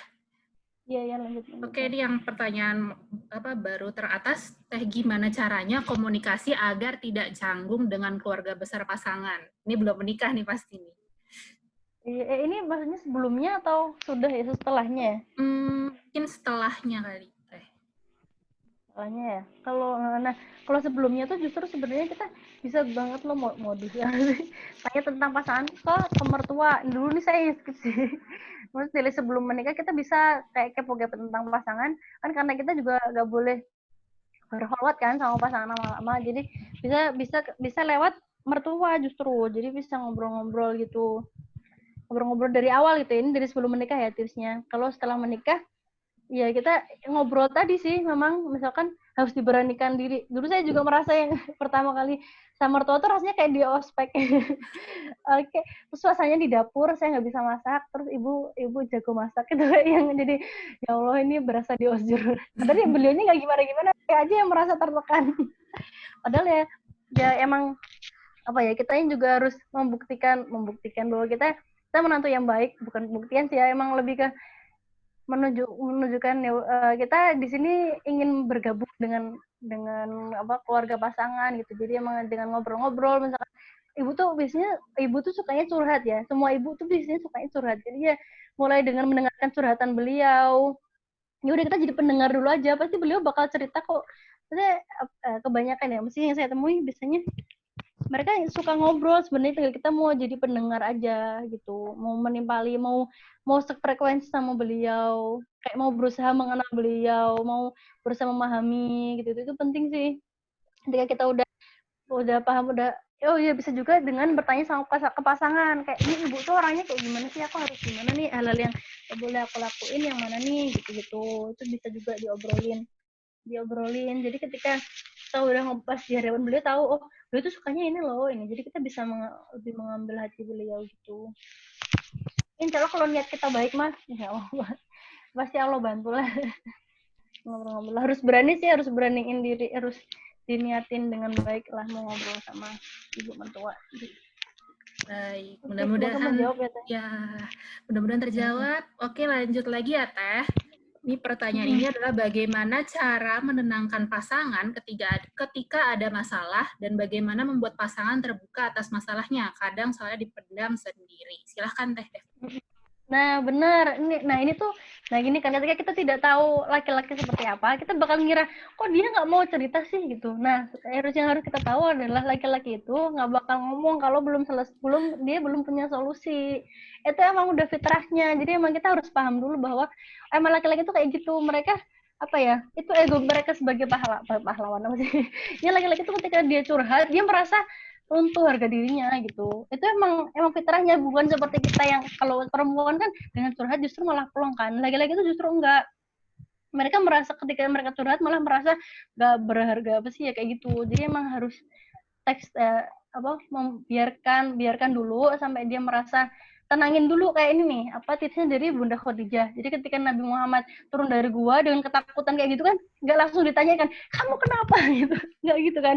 Ternyata caranya Bunda Khadijah adalah dengan ngasih selimut, ngasih kenyamanan kayak gitu.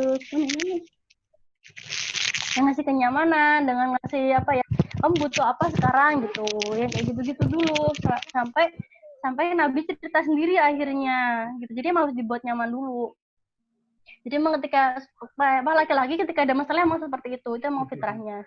Justru ketika kayak gitu, kalau kata Bu Aisyah, itu berarti suami Anda laki banget Bu, gitu katanya gitu.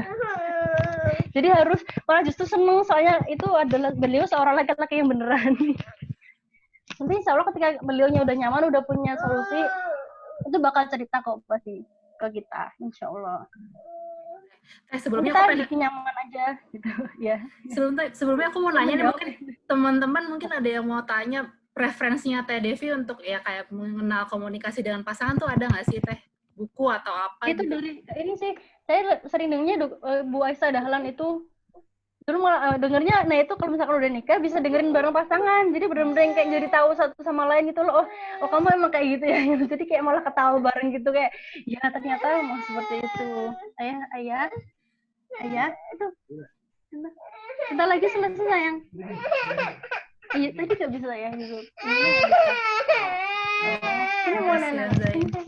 Iya ngantuk.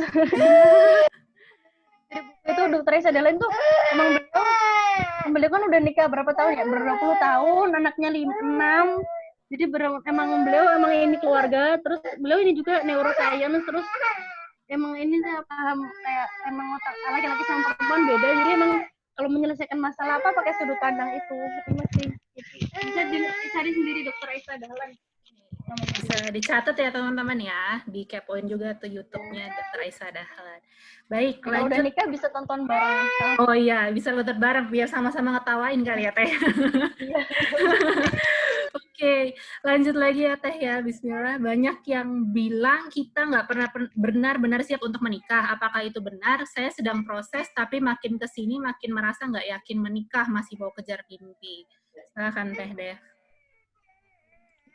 Nah, bener Teh, emang kita nggak bakal bener-bener siap yang 100% kayak semuanya oke lah gitu, pasti bakal ada ragu-ragu itu. Kalau saya pribadi yang penting ragu-ragunya nggak sampai ini bener-bener kita kita sama sekali nggak punya percaya diri gitu. Soalnya kalau saya pribadi tetap harus punya percaya diri sih buat ini, kayak minimal kita yakin ada Allah yang bakal bantu gitu. Kecuali kalau kita nggak yakinnya, misalkan ternyata pasangan ini punya masalah apa gitu ya, kita menabrak value kita gitu, atau ternyata merasa kita nggak yakin, misalkan keluarga pasangan punya apa ya, misalkan hal-hal intinya itu yang menabrak value. Kalau udah sampai menabrak value kita banget, untuk kriteria utama banget, itu nggak apa-apa, diin aja, kayak itu bisa jadi pas settle gitu. Itu banyak istihoroh, banyak minta tolong Allah aja biar dimantepin hatinya. Bisa diobrolin juga sama pasangan ya, misalkan aku mau ini sih, mau ngejar mimpinya, nanti kamu bakal ngedukung enggak, dan sebagainya. Tadi diobrolin ya, di diskusi pasangan ada tentang karir ya, emang harus diobrolin juga sih sama pasangan. Misalkan pasangan nggak ngedukung, ya udah, kalau emang kita keberatan dengan hal itu, ya udah gitu. Kalau pasangan mendukung ya kenapa enggak kan, lanjut gitu. Oke. Mau lanjut lagi ya Teh ya? Bisa lanjut lagi ya Teh? Iya. Oke. Tadi pertanyaan mirip-mirip nih. Assalamualaikum Teh, izin tanya apakah ada saran atau masukan untuk buku-buku yang mendukung untuk mempersiapkan diri dalam berumah tangga? Buku-buku ya, waalaikumsalam. Cuma buku PMT ya. Bener tuh, buku PMT Teh. Ya, buku banyak kok sekarang. Yang paling kalau tentang bersiap menikahnya, buku PMT sih, itu emang ini banget ya, rekomendasi. Soalnya tahu sendiri lah materi-materi di kelas PMT. Saya bahkan yang saya udah nikah, ketika saya ikut jadi fasil di PMT tuh bener-bener merasa kayak banyak banget lah muhasabah diri. Itu juga yang membuat saya bisa beradaptasi dengan cepat gitu. Bisa jadi yang berprogresnya cepat gitu adaptasinya. Soalnya saya dulu jadi ikut muhasabah diri yang pertama harus ini ikut tulisnya itu yang ada di buku, yang ada di materinya PMT. Itu kalau buku yang lain kan bukunya Ustadz Salim ya, yang Barokallah apa, Bahagia Merayakan Cinta, itu juga bagus. Sama dulu saya ini bukunya Teh Fufu sama Kang Canu, judul Dunia Akhirat. Itu juga itu saya ingat banget sih, emang tulisnya kayak mengenal diri, harus berdamai dan sebagainya. Itu emang hal yang perlu buat disiapkan sebelum berumah tangga. Itu sih 3 buku itu sih yang saya udah baca, udah tahu lah ya isinya gimana gitu. 3 buku itu yang udah, sama sekarang udah banyak kelas-kelas inilah ya persiapan ini. Dulu saya ikut SPN juga, SPN Salman. Sekarang juga ada PMT, banyak kelas-kelas lain. Bisa PMT ini sih yang recommended ya. ketemu saya di sana, bisa diskusi. Bisa dicatat tuh teman-teman. Oke. Lanjut lagi ya Teh. Yang penting tekadnya sih, dan mau praktek ya. Mau memperbaiki lah, mau langsung praktek. Betul. Karena ilmu ya cuma sekedar ilmu kalau nggak dipraktekin ya Teh ya. Oke, kita lanjut lagi Teh. Izin bertanya, bagaimana beradaptasi dengan kebiasaan-kebiasaan pasangan yang baru ketahuan ketika kita sudah menikah? Boleh Teh, silahkan. Nah, tadi ya kayak di awal, pertama kita ikhtiar dulu kan dengan diskusi, biar pas hari H kita tahu kebiasaan pasangan seperti apa. Biasanya harapannya kan udah tahu di awal, bisa ini kan, bisa lebih enak gitu. Nah, ketika hari H ternyata ada ini, kita harus menurunkan ekspektasi.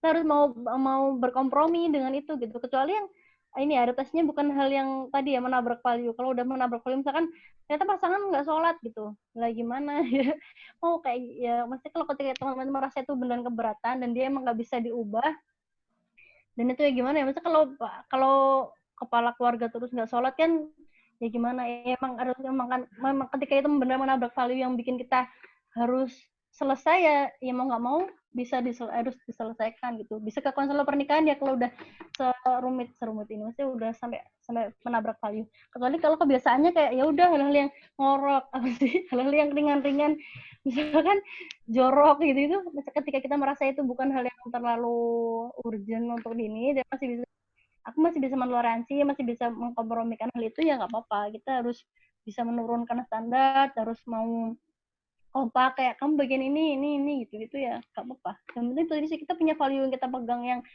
pasangan seenggaknya harus ini wajib ada ini, kalau enggak aku nggak bisa gitu. Harus ada itu sih. Misalkan kebiasaan tentang misalkan pasangan sukanya godain cewek gitu, itu kan ya nggak banget ya, maksudnya kalau ada kayak gitu mah ya udah sih, cuma dekat aja. Nah lo kayak gitulah.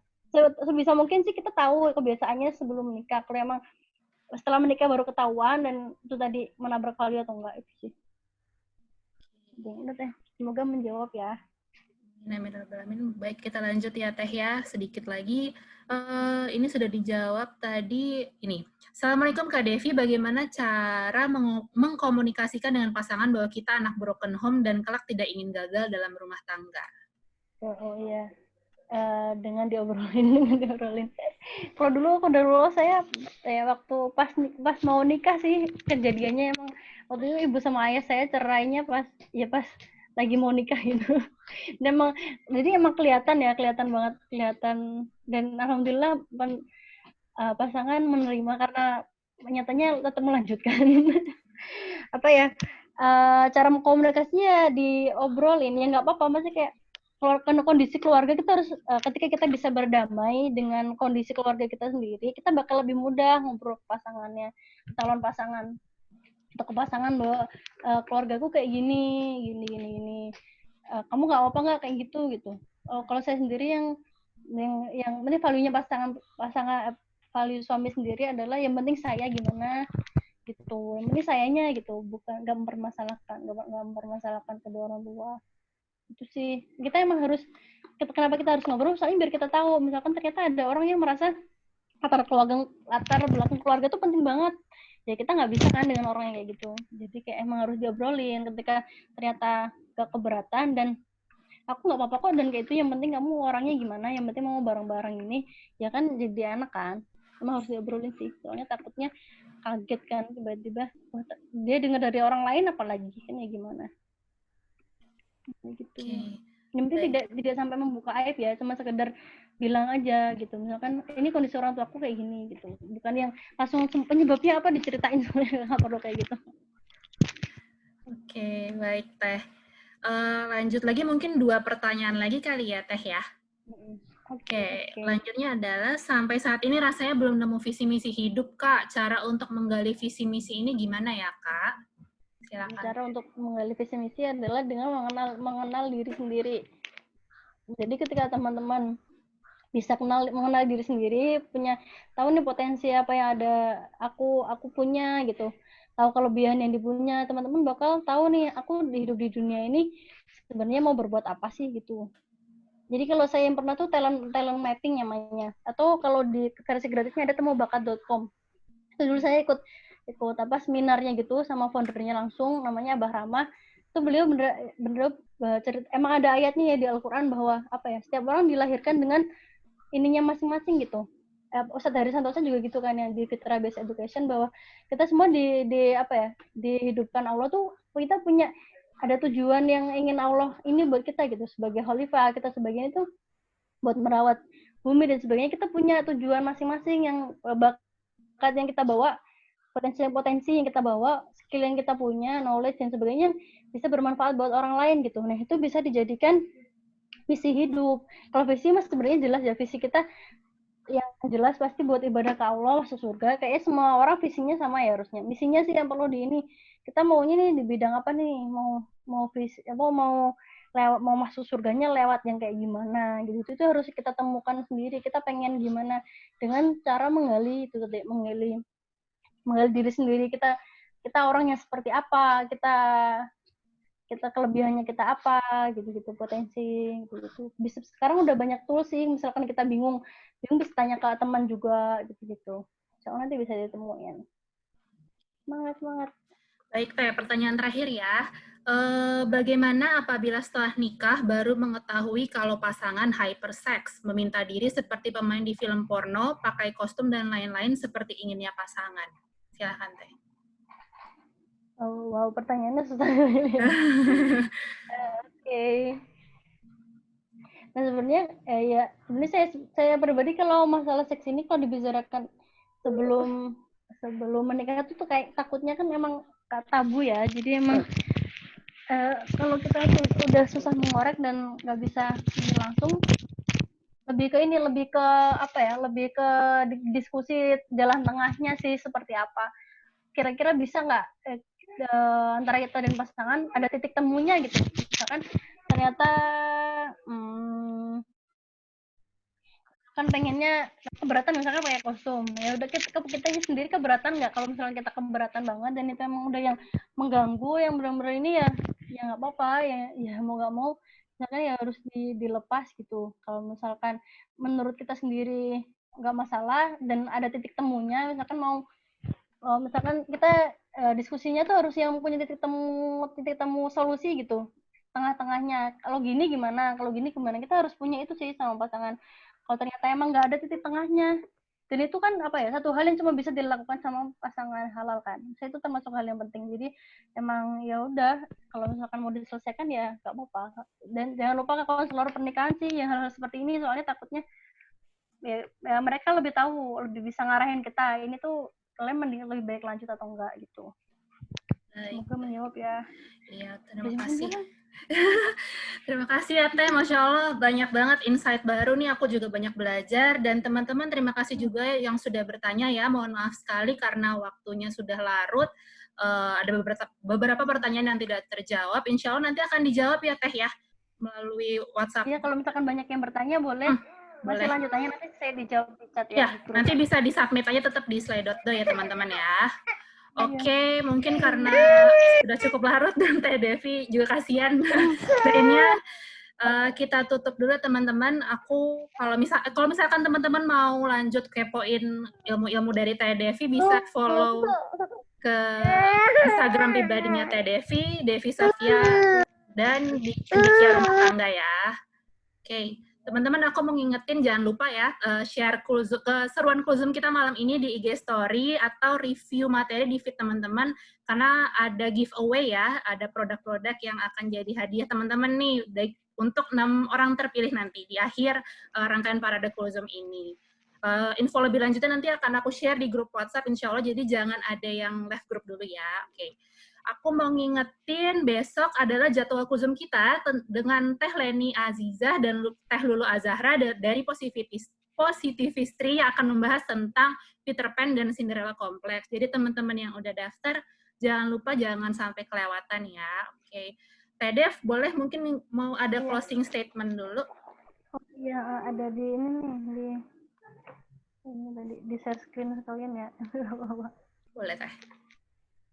Nah ini yang perlu teman-teman ingat kembali adalah menikah ini adalah sebuah ibadah yang indah, sebenarnya memang indah karena dalamnya memang banyak sekali pahala bertaburan ketika kita menyenangkan pasangan, kita menyenangkan anak, merawat anak, semua itu jadi pahala gitu kan. Dan jadi memang pahala ini tuh, ibadah ini memerlukan kesungguhan dari persiapan kita, dari niat kita yang untuk Allah, bismillah, dari kita belajar ilmu-ilmunya, jadi menyiapkan mental, dan hati juga yang harus senantiasa belajar terus dan berlatih buat sabar, buat syukur dan ikhlas. Semoga insya Allah teman-teman di sini kita semua bisa mendapatkan pernikahan yang berkah, insya Allah ya rabbal alamin. Pernikahan ya mau sakinah, mawaddah, warahmah. Amin ya rabbal alamin. Sekian dari saya, mohon maaf kalau ada salah kata ya, mohon maaf atas segala hilaf, semoga bermanfaat. Terima kasih atas antusiasme teman-teman. Baik. Ya.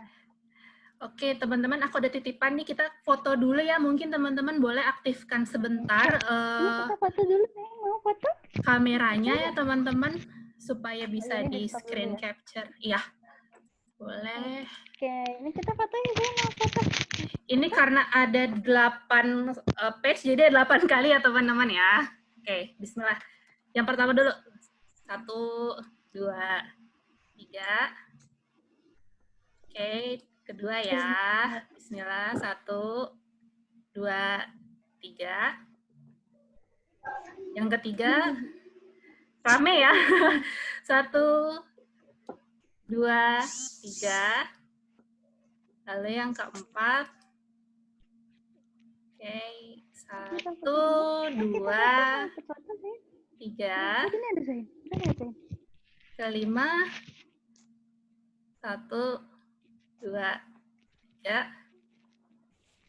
Sebentar ya teman-teman ya, banyak sekali nih hari ini, kita hampir 180-an. 1, 2, 3. 7, 1, 2, 3. Yang ke-8, 1, 2, 3. Baik. Oke, udah ya Teh. Oke, alhamdulillah malam ini diskusi kita sudah berjalan dengan lancar. Aku mau berterima kasih lagi kepada Teh Devi dan cendikia rumah tangga ya Teh, udah sharing ilmu yang luar biasa, Masya Allah. Dan untuk teman-teman yang udah standby sampai akhir acara, Masya Allah, terima kasih banyak. Semoga ilmunya bermanfaat bagi kita semua ya, dan dimudahkan oleh Allah untuk mengamalkannya. Aku sendiri minta maaf kalau ada kekurangan ya sebagai moderator. Kebaikan datangnya dari Allah, kesalahan datangnya dari diriku pribadi. Kita tutup dulu dengan doa kafaratul majlis. Subhanakallahumma wa bihamdika, asyhadu an la ilaha illa anta, astaghfiruka wa atubu ilaik. Aku mau ngutip lagi dari Teh Devi nih, yang tadi. Menikah adalah ibadah terindah, karena di dalamnya terdapat banyak pahala bertaburan. Dan ibadah ini memerlukan kesungguhan, persiapan, niat lillah, ilmu, mental, serta hati yang senantiasa sabar, syukur, dan ikhlas. Masya Allah, kutipannya luar biasa, Teh. Semoga menjadi pengingat dan penyemangat bagi kita semua ya, teman-teman. Aku tutup. Wabillahi taufik wal hidayah. Wassalamualaikum warahmatullahi wabarakatuh. Selamat beristirahat. Sampai jumpa di sesi berikutnya. Terima kasih ya, teman-teman. Suka dengan konten ini? Jangan lupa ya, klik subscribe, turn on notification, like, dan share. Dan follow kami di Instagram @PrimerageTalk untuk update konten menarik kami berikutnya. Primarage Talk, your Islamic Primarage sharing partner.